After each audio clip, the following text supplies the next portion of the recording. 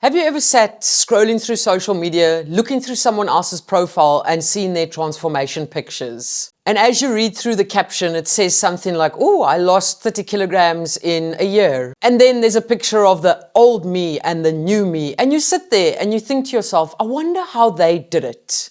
And you also think to yourself, I wonder what they did to become successful at this thing called health and fat loss. And maybe you're even wondering what gave them the edge over you and why were they successful at losing that fat and also maintaining, and why are you potentially still struggling? Well, my friends, you don't need to wonder anymore because that's exactly what I'm going to chat about in this episode of the podcast. On that note, welcome to the Mandy Meyer podcast. This is the podcast where we chat all about your health and fat loss, all about your goals when it comes to your fat loss, when it comes to your health, when it comes to your fitness, and just everything about your health and fat loss expedition and how you can achieve those goals. In today's episode, I'm going to be chatting about 7 traits of successful dieters. But before we get any further into this episode, when I use the word dieters, I don't mean it in a negative manner. What I want all of you to understand, in a world where the word diet has become so negative, purely because people are matching the word diet with restrictive way of losing fat. But what the word diet really means is your nutritional plan, the food that you are consuming on a daily basis. That's what diet is. So essentially we can say 7 traits of successful people who ate food every single day, but their goal was fat loss whilst eating that food. Okay, now that we've got that out the way, I'm going to chat about 7 traits of successful people when it has come to health and fat loss. And I can tell you now, it's not going to be what you think, because I know that you are already thinking, oh, it's the food that they ate. And yes, of course that plays a role. Maybe you're thinking those people ate the lowest calorie foods, or they were skipping meals, or they have a very fast metabolism. Or maybe you're thinking, those people were not stressed, they have an easy life. Which, not necessarily the case. Yes, food does play a big role. But as I've mentioned in many of my episodes on this podcast, how do you adhere to that diet, also known as your nutritional plan? And how do you make that nutritional plan successful for you? So obviously, I've been successful within losing 40 kilograms and maintaining that 40 kilogram loss over several years. So many of these points obviously come from my own expedition, but they also come from the expedition of members that I have worked with over the last 4 or 5 years that have become successful at losing fat and maintaining that.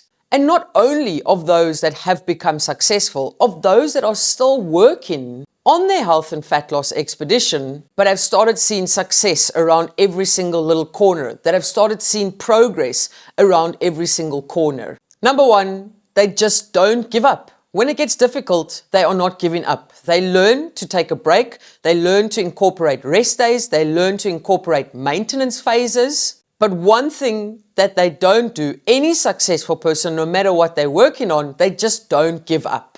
You will go through bloody difficult times. You will go through times where it feels like it's not working. You'll go through times where your goals feel totally out of reach. But those are the times that you have to continue pushing and you just cannot give up.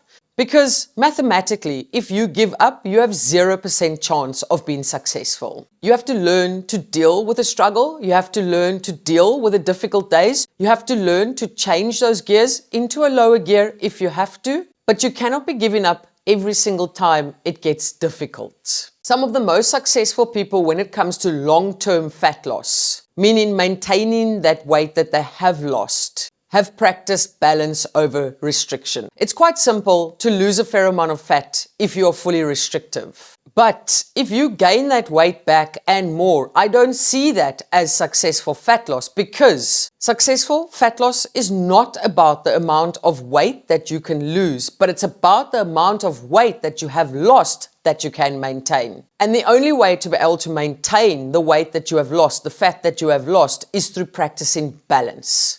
Balance when it comes to your food choices, balance when it comes to your lifestyle, balance when it comes to your activity levels. Restriction will get you somewhere, but it's not going to keep you there. People that have been successful with their fat loss have practiced balance, and they have created that freedom with food by practicing balance and breaking that restrictive mindset. Number 3, people that are successful tend to focus way more on progress and way less on perfection. The more you're going to focus on perfection, the more you're going to focus on executing the perfect plan, the more you're going to focus on the perfect timing, the less you are going to do. If you're always striving for the perfect plan, whether it comes to your nutrition or your exercise, you are going to be bitterly disappointed when you don't execute it in the perfect way that you had envisioned. And oftentimes that is where you have a break in consistency or you give up because in your mind it wasn't perfect. So what is the point of doing it anyway? People who are successful focus on progress in all areas and they realize that there is no perfect way of doing it. Let's use a little bit of an example here that isn't necessarily health and fat loss. Something that I was working on recently.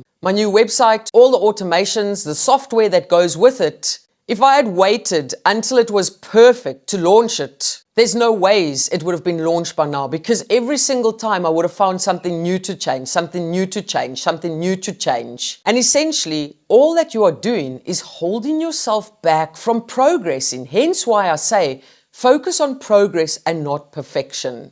Tweak the plan as you go. That's what I've been doing with my new systems, with my new software, with my new website. The last 4 weeks have seen me tweaking things on a daily basis. But it's up and running. And here's the thing, if it wasn't up and running, I would not have known that those certain things had to be tweaked. And that's the same with you and your health and fat loss expedition. If you're waiting to execute the perfect plan or waiting for the perfect time, you're not going to know what works for you, what doesn't work for you, what needs to be tweaked in the background. So essentially all you're doing is delaying your progress. Number 4. People who focus on their behavioral goals and not their outcome goals tend to go a lot further. And what I mean by that is they do not quit when that number on the scale doesn't shift in a downwards direction every single day. What I mean by behavioral goals is basically your daily non-negotiables, things that are within your control. Your behavioral goals will see you focusing on the actions that lead to the results, your results being the outcome-based goals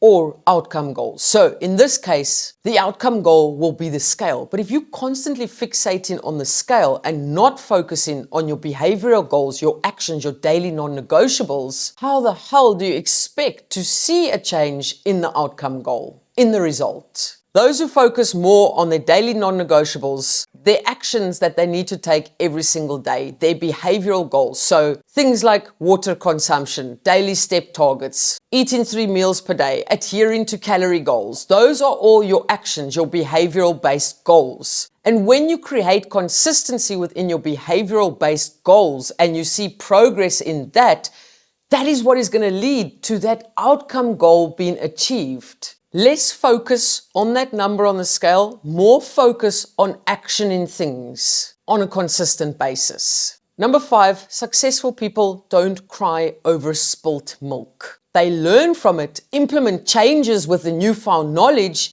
and then continue pushing forward, and that's where the results come from. So what I mean by they don't cry over spilt milk, every time something goes wrong, they don't camp out there, they don't dwell there, they don't throw away 3, 4, 5 days or weeks because something didn't go according to plan yesterday. They don't beat themselves up about it. They take a step back, they adopt that growth mindset, they learn from the struggle. And because they have learned from the struggle, they now know how to face that struggle in the future if it happens to come across their path. Whereas if you're crying over spilt milk or camping out or dwelling out at that day that didn't go according to plan, how do you think you are going to navigate that struggle in the future if you haven't taken the opportunity to learn from it? You are not going to navigate it because you have no idea how to navigate it. And what most likely is going to happen is you're probably going to camp out there for a couple of days or weeks again. And that's that vicious yo-yo dieting cycle that we want to break.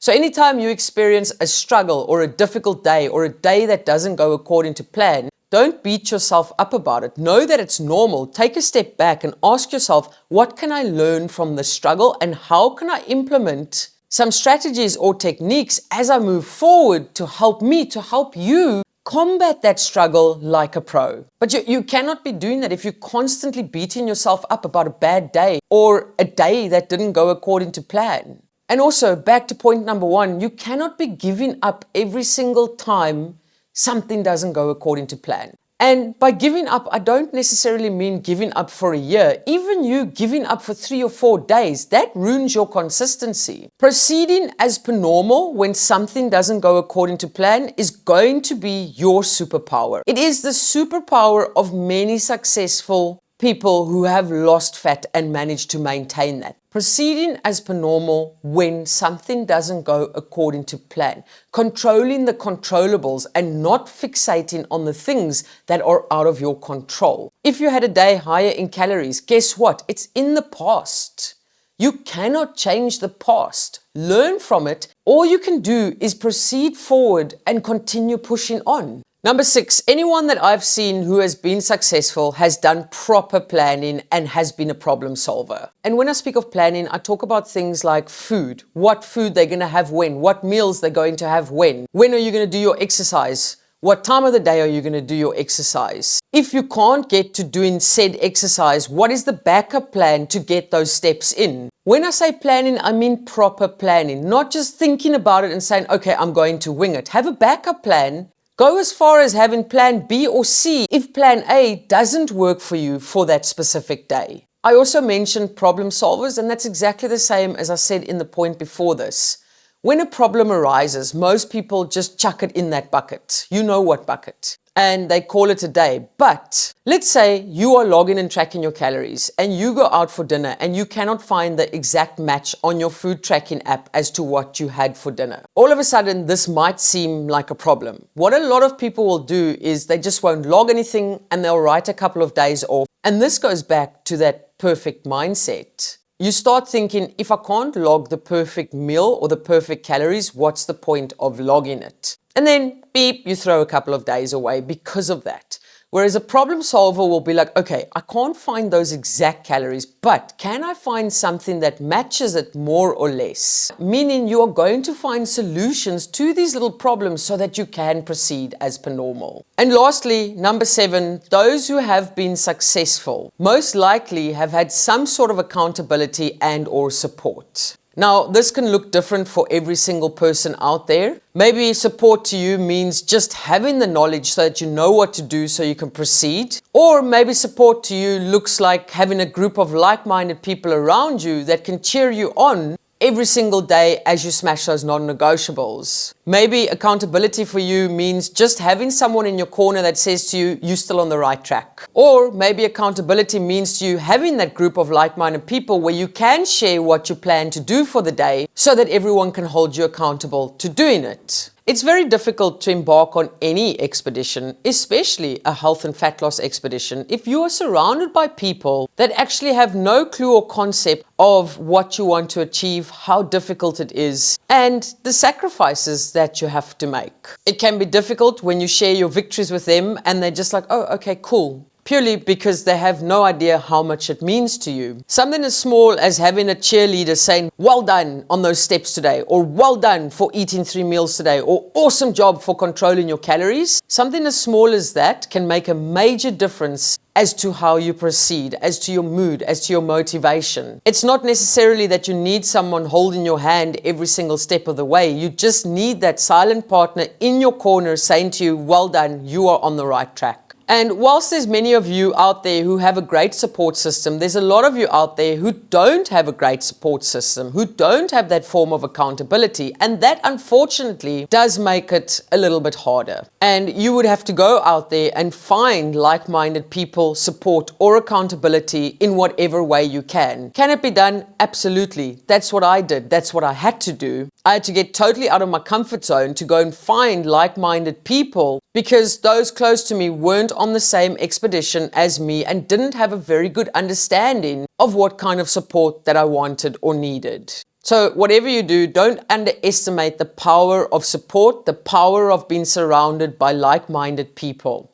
And on a side note, that's exactly why I have created Project Progress Academy. It offers everything that I have just discussed. A group of like-minded people there to support and cheer you on every single day.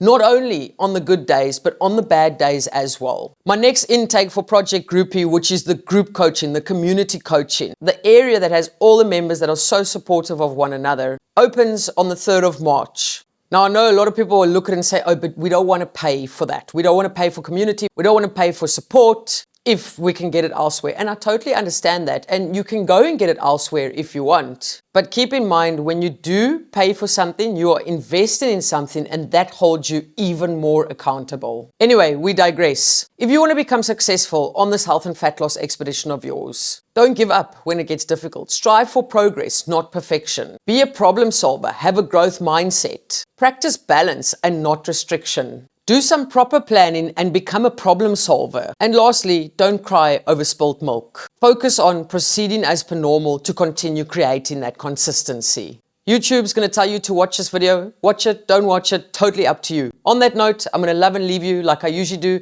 Keep smiling, keep laughing, and keep being kind to one another. Much love, your friend who practiced all 7 of these traits to become successful at fat loss, Mandy.